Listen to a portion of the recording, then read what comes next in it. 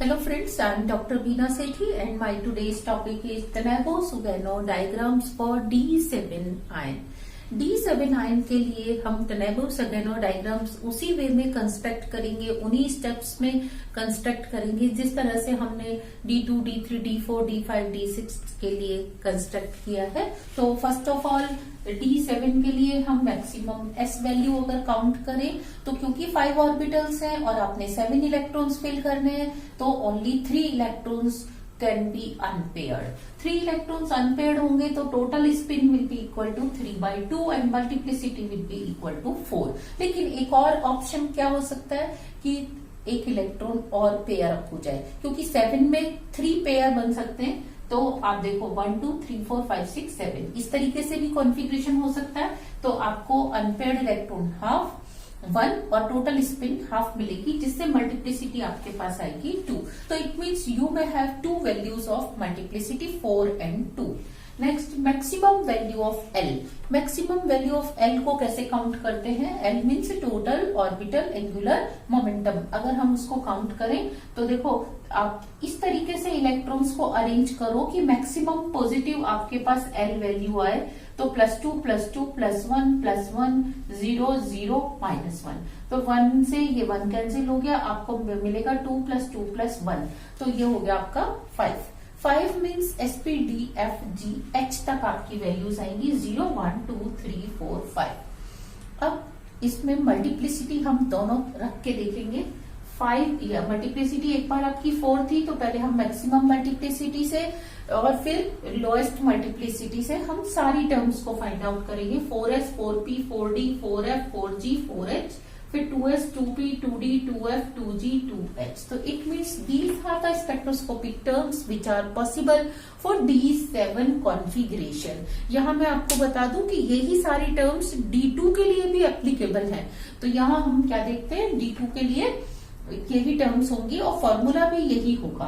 अब आपने इसमें ये फाइंड आउट करना है, ये तो है all possible means ground state में भी एक्साइटेड स्टेट में भी, लेकिन ग्राउंड स्टेट में कौन सी टर्म्स पॉसिबल होंगी उसका फॉर्मूले के लिए I already have given you one separate lecture video, जिसमें मैंने आपको ट्रिक्स बताई हैं कि आप हर कॉन्फ़िगरेशन के लिए किस ट्रिक की हेल्प से या कौन से फॉर्मूले की हेल्प से इनमें से सिलेक्ट कर सकते हो कौन सी ग्राउंड स्टेट में टर्म्स पॉसिबल हैं। तो D7 का जो फॉर्मूला होता है वो D2 का भी सेम फॉर्मूला होता है, 24 yes 24 no. 24 yes means second and fourth yes, second and fourth no. तो देखो इसमें सेकेंड कौन सी है आपकी 2p, तो this one is possible and this one is possible, क्योंकि 2 4 यस। दूसरे में आपने करना है 2 4 नो। नो मीन्स 2 और 4 के नो के अलावा जो सारी टर्म्स हैं दीज आर पॉसिबल। तो अब आपको कितनी टर्म्स मिल गई? यहाँ 5 टर्म्स मिल गई जो कि पॉसिबल है। अब इन 5 टर्म्स को आप चाहो तो एनर्जी के सीक्वेंस में भी अरेंज कर सकते हो। कैसे? कि जिनकी मल्टीप्लिसिटी हाई है उनकी वैल्यू एनर्जी वैल्यू लो होगी। तो इन दोनों में टाई है, लेकिन एल वैल्यू के अकॉर्डिंग 4f की एनर्जी कम होगी 4p से। फिर इन चारों में टाई है तो एल वैल्यू के अकॉर्डिंग 2h 2g फिर 2d और लास्ट में 2s। तो ये हम इनको इस तरीके से एनर्जी के सीक्वेंस में भी अरेंज कर सकते हैं। अब हमने मेटल के लिए टर्म्स फाइंड आउट किए। अब हम देखेंगे अगर वो हाई स्पिन या लो स्पिन में हो तो उसकी कौन सी टर्म्स होंगी, और फिर जब उस हाई स्पिन वाले मेटल आयन को लिगेंड फील्ड में रख दे या लो स्पिन वाले मेटल आयन को लिगेंड फील्ड में रख दे तो कौन सी मूलिकन टर्म्स बनती हैं। तो ध्यान दो, ये हाई स्पिन है। हाई स्पिन में किस तरीके से 7 इलेक्ट्रॉन्स फिल होंगे? 1 2 3 4 5 6 7 this way, only this way you can fill 7 electrons. अब इसकी आप टर्म फाइंड आउट करो मेटल आयन की, +2 +2 +1 +1 0 -1 -2। तो अब देखो ये जो सिंगल इलेक्ट्रॉन गया इनकी तो आपस में कैंसिल हो गई, रेस्ट 2 इलेक्ट्रॉन्स ये और ये इन दोनों का, तो +2 एंड +1। तो +2 +1 से +3 वैल्यू होगी और 3 से जो टर्म बनती है वो कौन सी होती है? F। और multiplicity because there are 3 unpaired electron it means 4 multiplicity. तो ये हो गया हाई स्पिन में गैसियस या आइसोलेटेड मेटल आयन की। नेक्स्ट अगर इसको हम लिगेंड फील्ड में रख देते हैं, वीक फील्ड में रख देते हैं, तो इसकी टर्म क्या होगी, उसको हम इस तरीके से देखते हैं कि इस कॉन्फ़िगरेशन को हम D2 इंटू D5 लिख सकते हैं। अब D2 इंटू D5 में D2 के लिए जो टर्म होगी वो क्या होगी, T1G। क्यों? क्योंकि ये जो T1G है वो ट्रिपली डिजेनरेट है। 2 इलेक्ट्रॉन, आप इनको ऐसे भी रख सकते हो, इन दोनों में रख सकते हो, इसमें और इसमें रख सकते हो, तो इसकी डिजेनरेसी 3 है। लेकिन D5 क्योंकि ऑल सिमेट्रिक है तो इसकी टर्म होगी A1G। और प्रोडक्ट टेबल से हम ग्रुप थ्योरी में देखते हैं कि जब A1G टर्म किसी भी टर्म से मल्टीप्लाई होती है तो प्रोडक्ट में हमें वो टर्म मिलती है जिससे A1G मल्टीप्लाई हुई है। तो यहाँ A1G T1G से मल्टीप्लाई हो रही है तो आपको टर्म मिलेगी T1G, और मल्टीप्लिसिटी इसमें भी 4 है तो you will get 4 T1G term. Next, अगर ये लो स्पिन कॉम्प्लेक्स है, लो स्पिन कॉम्प्लेक्स या मेटल आयन है, तो देखो मेटल आयन में तो 2H होगी। कैसे? +2 +2 +1 +1 0 0 -1। तो ये 0 है और ये 1 -1 -1 से कैंसिल हो गया, तो 2 +2 +1 तो टोटल हो गया 5। 5 से आपकी टर्म बनती है SpDFGH। अब H में ये आपकी हो गई मेटल आयन की लो स्पिन में, जब वो अकेला है, आइसोलेटेड है, गैसियस स्टेट में है। नेक्स्ट, जब आप इसको लिगेंड फील्ड में रख दोगे तो इसकी टर्म क्या होगी, 2Eg में। आप देखो ये एसिमेट्रिक है Eg, तो यही इसकी टर्म होगी, ये हो जाएगा 2Eg। तो अब आपको सेकंड स्टेप भी कंप्लीट हो गया। आपने मोलिकुलर टर्म्स ग्राउंड स्टेट में, लो स्पिन और हाई स्पिन में अपने ग्राउंड स्टेट टर्म्स भी डिस्कस कर ली। अब हम कंस्ट्रक्ट करेंगे टनेबो-सुगैनो डायग्राम। टनेबो-सुगैनो डायग्राम में ये देखिए कि ये 4F की एनर्जी क्या है, सबसे लीस्ट एनर्जी थी 4F की, अभी हमने कैलकुलेट भी किया था।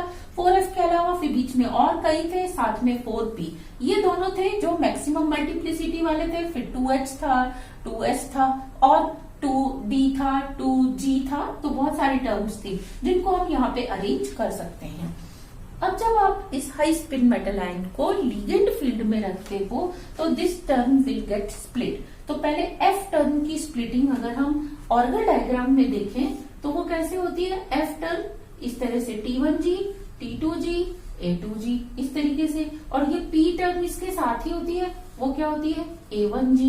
तो हमने क्या देखा कि ये इस तरीके से स्प्लिट होती है ऑर्गल डायग्राम में। तो ये देखो 4F की जो टर्म है ये यहां तक तो ग्राउंड स्टेट में है, कौन सी, 4T1G, मैंने इसको ब्लैक इंक से ड्रॉ किया, और अप टू 2.2 जब तक डेल्टा O अपॉन B की वैल्यू 2.2 है तब तक इसकी ग्राउंड स्टेट टर्म होती है 4T1G जो कि F से आई है। इसकी नेक्स्ट हायर स्टेट होती है 4T2G, फिर उसकी नेक्स्ट हायर स्टेट होती है 4A2G। लेकिन ये जो P है, P की टर्म होती है T1G। तो ये जो 4P है ये जब तक 2.2 है इसका स्लोप कम होता है, और जैसे ही 2.2 से एक्सीड करती है वैल्यू ये 4T1G इसको भी क्रॉस कर जाती है। देखो ये इससे 2.2 से नीचे ही क्रॉस कर गई है यहाँ पे, और अब इसका स्लोप एकदम से इंक्रीज होता है। यहाँ पे आके डिसकंटिन्यूटी ऑफ लाइन आप देख सकते हैं। ये आपका था हाई स्पिन में। हाई स्पिन का जो डायग्राम है Tanabe Sugano diagram, it is almost equivalent to Orgel diagram. लेकिन जैसे ही इसकी वैल्यू 2.2 से ज्यादा होती है, मीन्स आप लिगेंड फील्ड स्ट्रेंथ को इंक्रीज कर देते हैं, डेल्टा O की वैल्यू इंक्रीज हो जाती है। यहाँ डेल्टा O कम है और इस केस में delta O is greater than P। Delta O greater than P होने से electron instead of filling in eg orbital it get paired in T2G orbital. तो यहाँ देखो ये T2G में पेयर अप होगा इलेक्ट्रॉन। अब T2G में पेयर अप होने से electron electron repulsion, inter electronic repulsion will get increase, ये इंक्रीज हो जाएगा, जिससे इन सारी टर्म्स की एनर्जी का स्लोप चेंज हो जाएगा। ये देखो एनर्जी लाइंस का स्लोप एकदम इंक्रीज हो गया। नेक्स्ट, जो F टर्म की और P टर्म की एनर्जी लाइंस थी उनका स्लोप इंक्रीज हो गया। साथ में आप देखो जो 2H टर्म थी जिसका स्लोप क्या था, नेगेटिव था, वो पहले डाउनवर्ड जा रही थी, अब उसका स्लोप इस लाइन का 2Eg का क्या हो गया, 0 हो गया। तो यहां ध्यान दो, जो 2Eg है वो टर्म इसकी क्या बन गई, ग्राउंड स्टेट टर्म बन गई। हाई स्पिन में ग्राउंड स्टेट टर्म थी आपकी 4T1G और लो स्पिन में ग्राउंड स्टेट टर्म है 2EG। इसके अलावा जो 2H टर्म की और मूल्यखंड टर्म्स होती हैं वो होती हैं 2T1G, 2T2G, एक और T2G, ये इसकी टर्म्स होती हैं। अब अगर हम डीजनरेसी दोनों साइड, लेफ्ट साइड और राइट साइड, इन टर्म्स की चेक करें तो वो क्या आनी चाहिए, डीजनरेसी और माइक्रोस्टेट्स इक्वल आनी चाहिए। तो सबसे पहले हम 4F से स्टार्ट करते हैं। 4F में क्या होता है, डीजनरेसी होती है S, P, D, F, G, H। S की होती है 1, P की 3, D की 5 और F की 7 और G की 9, ये 7 और ये 11। तो जब इसकी 7 डीजनरेसी है और मल्टीप्लिसिटी 4 है तो इसकी टोटल माइक्रोस्टेट्स हो जाएंगी 28। So now we will check whether this side also there are 28 and 7 degeneracy और नॉट। 4T1G 4 into 3 डीजनरेसी 3, फिर ये हो गया 4 into 3, ये 4, ये तो P की है, ये वाली टर्म है 4 into 1। तो देखो 4 into 3 12, फिर 4 into 3 12, तो 12 plus 12 24 एंड 4 into 1 4, तो ये हो गया 28। तो माइक्रोस्टेट्स 28 हो गई। नेक्स्ट मल्टीप्लिसिटी इसकी 3 है, यहाँ देखो 3 डीजनरेसी, सॉरी इसकी डीजनरेसी 7 है, तो यहाँ इसकी डीजनरेसी आप देखेंगे 3 + 3 + 1, तो ये 7। इट मीन्स दोनों साइड डीजनरेसी और माइक्रोस्टेट्स का नंबर इक्वल है। अब हम 4P की बात करते हैं। 4P में इसकी डीजनरेसी होती है 3 और मल्टीप्लिसिटी यहाँ आपको कितनी दी हुई है 4, तो 3 into 4 टोटल 12 होगी इसकी माइक्रोस्टेट्स। तो ये T1G में है, तो देखो डीजनरेसी तो आपके पास 3 आ गई और इसकी टर्म्स कितनी आ जाएंगी 3 into 4 मीन्स 12, तो वो इक्वल आ रही है दोनों केस में। अब हम 2H की कैलकुलेट करते हैं। 2H में H की डीजनरेसी होती है 11, तो 11 डीजनरेसी और मल्टीप्लिसिटी 2 है, तो 22 इसकी क्या होनी चाहिए, टोटल माइक्रोस्टेट्स होनी चाहिए। तो ये देखो 2EG, तो EG मीन्स डीजनरेसी 2 और फिर 2T1, तो ये डीजनरेसी 3, डीजनरेसी 3 एंड डीजनरेसी 3 इस T2G के लिए।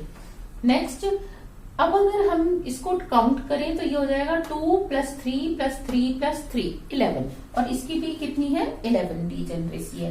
नेक्स्ट हम काउंट करते हैं माइक्रोस्टेट्स, इसकी भी 22, तो 2 into 2 4 और ये हो जाएगा 6 into 2, तो हो जाएगा 6 into 2 12, तो 12 + 4 16 और ये 2 3 जा 6, तो 16, ये हो जाएगा 2 2 जा 4।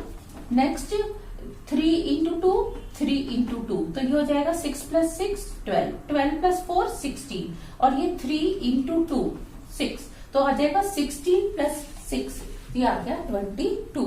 तो आपने देखा दोनों side total number of degeneracy, total number of microstates same है।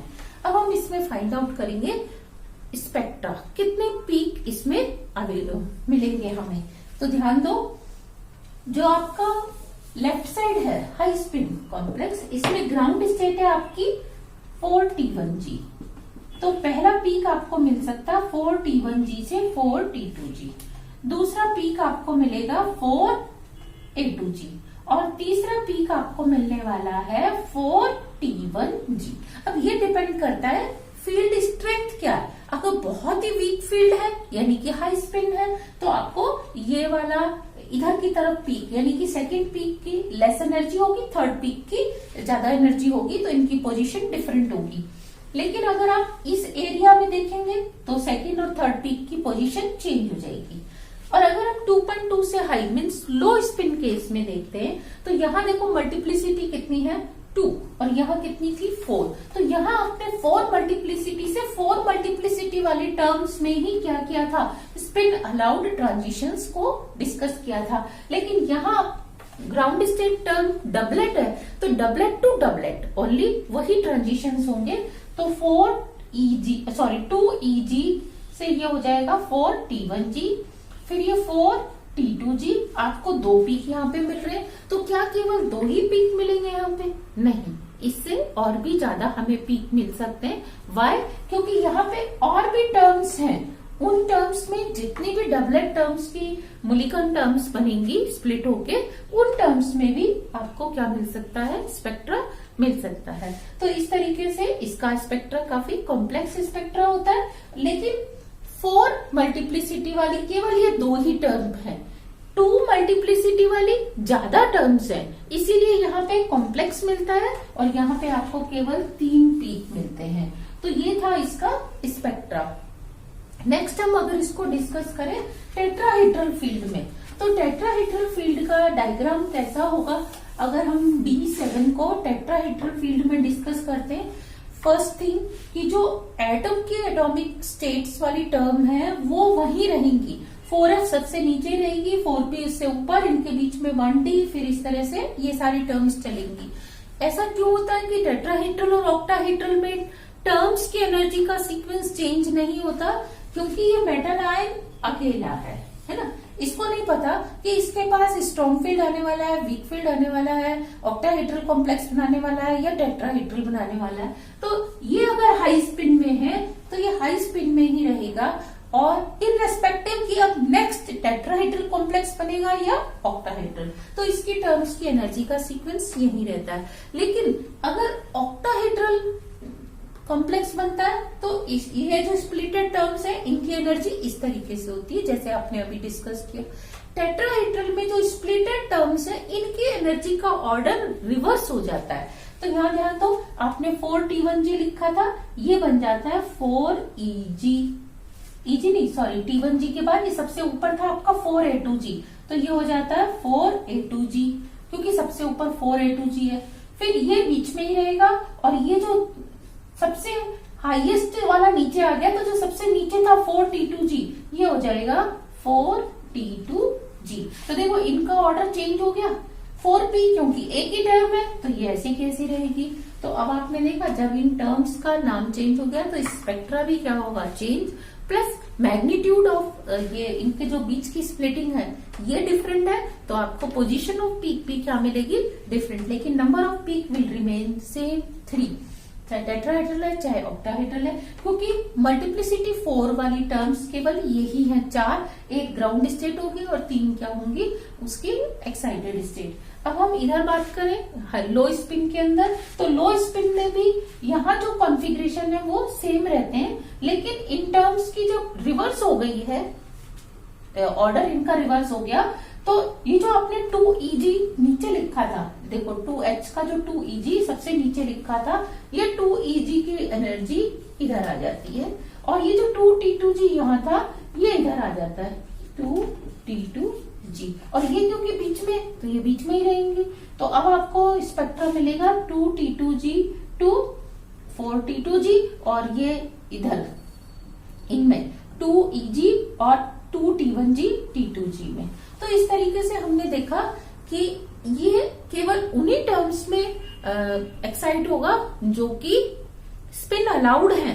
तो स्पिन अलाउड में डबलेट से डबलेट, तो क्या केवल 3 ही पीक मिलेंगे? नहीं, 3 से ज्यादा भी मिल सकते हैं, क्योंकि यहाँ डबलेट वाली टर्म्स और भी हैं।